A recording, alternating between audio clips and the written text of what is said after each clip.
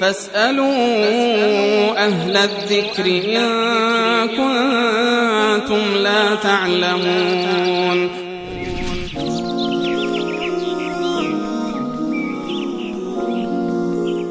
بیننده بعدی در مورد شراب پرسیدن که با خوردن شراب چند روز بدن انسان نجس میشه و نمیتوان نماز خواند.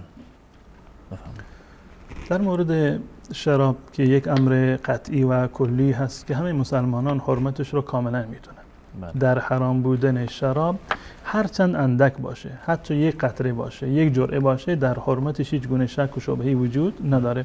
الله متعال در سوره مائده شراب را جزء رجس و عمل شیطان قرار داده. یا ایها الذین آمنوا انما الخمر والمیسر والانصاب والازلام رجس من عمل الشیطان فاجتنبوه، که این موارد را، خمر را، شراب را یا قمار و میسر و ازلام را، تیره هایی که با اونها فال جاهلیت میگرفتن، اینها را الله متعال رجس نامیده و از عمل شیطان نامیده و دستور داده فاجتنبوه لعلکم تفلحون، که از این موارد شما اجتناب بکنید که چه بسا یا به این امید که شما رستگار بشوید.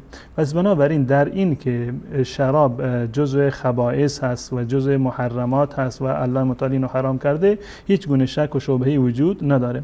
و جالب این است در حدیثی که ابن عمر رضی الله تعالی عنه روایت کرده در سنن ابو داود هست، رسول الله صلی الله علیه و سلم در مورد شراب چندین نفر را نفرین کردند. نه تنها اون کسی رو که شراب میخورد، میگوید که رسول الله صلی الله علیه و سلم فرمودند لعن الله الخمر، الله متعال شراب رو نفرین بکند، خود شراب را، و شاربها و ساقیها و بائعها و مبتاعها و عاصرها و معتصرها و حاملها و المحمولة الیه.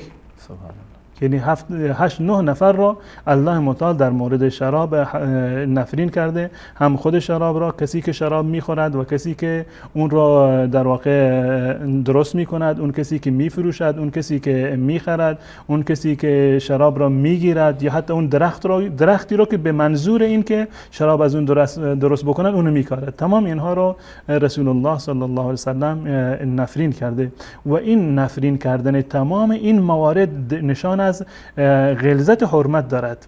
در مورد مثلا ربا، اون کسی که ربا میخورد، ربا میگیرد، اون کسی که شاهد هست، اون کسی که کاتب هست، اون کسی که واسطه هست، همه رو الله متعال لعنت کرده و رسول الله صلی الله علیه و سلم نفرین کرده. و در مورد شراب همین، هر کسی رو که به هر نحوی نقشی داره در این که شراب به دست یک فرد دیگر برسد که اون بخورد، تمام اینها مشمول این نفرین رسول الله صلی الله علیه و سلم هستند. و این مطلبی که بیننده من گفتن کسی که شراب بخورد و تا چند روز نجس می شود، این بحث نجاست یک بحث جداگانه هست. با خوردن شراب کسی نجس نمی شود. با خوردن شراب بدن انسان نجس نمی شود که حکمش حکم نجاست باشه. حتی در مورد نجاست خود خمر، نجاست خود شراب، در این زمینه فقها در واقع اختلاف دیدگاه دارند و دلیل صریح و موجهی که گویا این باشه که خود شراب نجس هست، یعنی یک جزء نجاسات هست که باید شسته بشود یا از لباس پاک بشود، چون این دلیلی وجود نداره.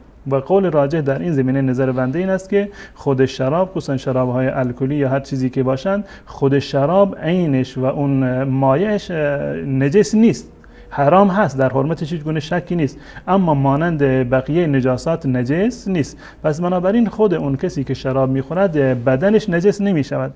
اما مطلبی رو که ایشون بهش اشاره کردن چند روز نجس میشود یا عبادتش قبول نمیشود، این در احادیث متعددی از رسول الله صلی الله علیه و سلم بیان شده، در سنن نسائی یا در سنن ابو داود و در دیگر سنن روایت‌های متعددی در این زمینه آمده. به طور مثال در سنن ترمذی آمده که من شرب الخمر لم تقبل له صلاة 40 صباحا، هر کسی که شراب بخورد الله متعال تا 40 روز نماز اون رو قبول نمی کند. منتها در همین روایت که در سنن ترمذی هست اومده فإن تاب تاب الله علیه، فإن تاب الله علیه، اگر توبه بکند الله متعال توبهش را قبول می کند، اگر توبه بکند توبهش را قبول می کند. در روایتی که در سنن نسائی هست این امر مطلقاً اومده، مطلقاً اومده که الله متعال نماز فرد را تا 40 روز قبول نمی کند در سنن نسائی. اما در سنن ترمذی این قید آورده که فإن تاب تاب الله علیه، اگر توبه بکند الله متعال توبهش را قبول می کند. بدین معنی هست که اگر یک فردی شراب بخورد عقوبت و مجازاتش این است که تا 40 روز الله متعال نمازش را قبول نمی کند. نه این که نماز بر اون فرض نیست، نماز فرض هست اگر توبه نکند نماز بر اون فرض هست و حتما باید نماز بخواند. اگر نماز نخواند یک گناه دیگری را مرتکب شده و گناه ترک نماز بیشتر از گناه شراب هست. این نقطه رو من عرض بکنم خدمت بینندگان عزیز و ارجمند که یک خلطی شده در اینجا. درست هست که شراب حرام هست و خیلی نکوهش میکنن مردم و در یک جامعه ای اگر کسی معروف بشه که فلانی شرابخوار است خیلی زشت میدونن و این به عنوان یک طعنه هست. اما کسانی هستن در جوامع اسلامی که نماز نمیخونن، کسی باشون هم کار نداره، میگن فلانی خیلی انسان محترمی هست، انسان خوبی هست، خوش اخلاقی هست و انسان با ایمانی هست. خب اما این نماز نمیخواند.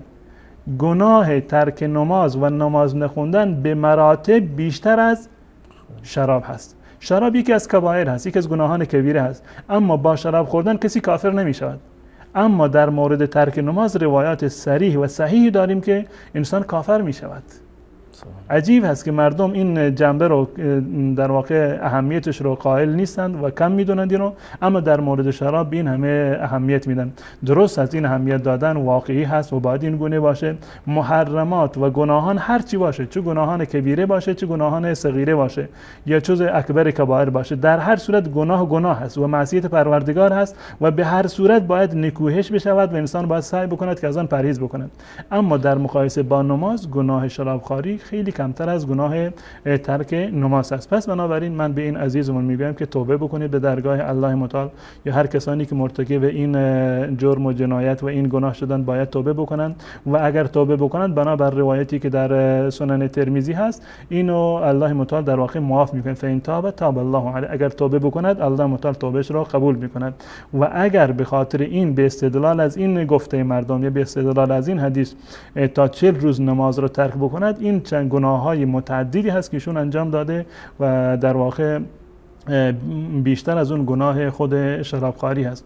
و یک مطلب دیگر رو در اینجا که جالب هست که الله متعال یا رسول الله صلی الله علیه وسلم این شراب رو به این اندازه نکوهش کرده که حتی کسی که می نوشد، کسی که می آورد، می فروشد، می خرد یا درختش رو می کارد به این منظور، تمام اینها را رسول الله صلی الله علیه وسلم لعن کردن. این یک نوع اهمیت خاصی رو قائل شده. حتی در روایت دیگری که در بخاری و مسلم فکر کنم باشد این است که رسول الله صلی الله علیه وسلم فرمودند که لا یزنی الزانی حین یزنی و هو مؤمن و لا یشرب الخمر حین یشرب و هو مؤمن.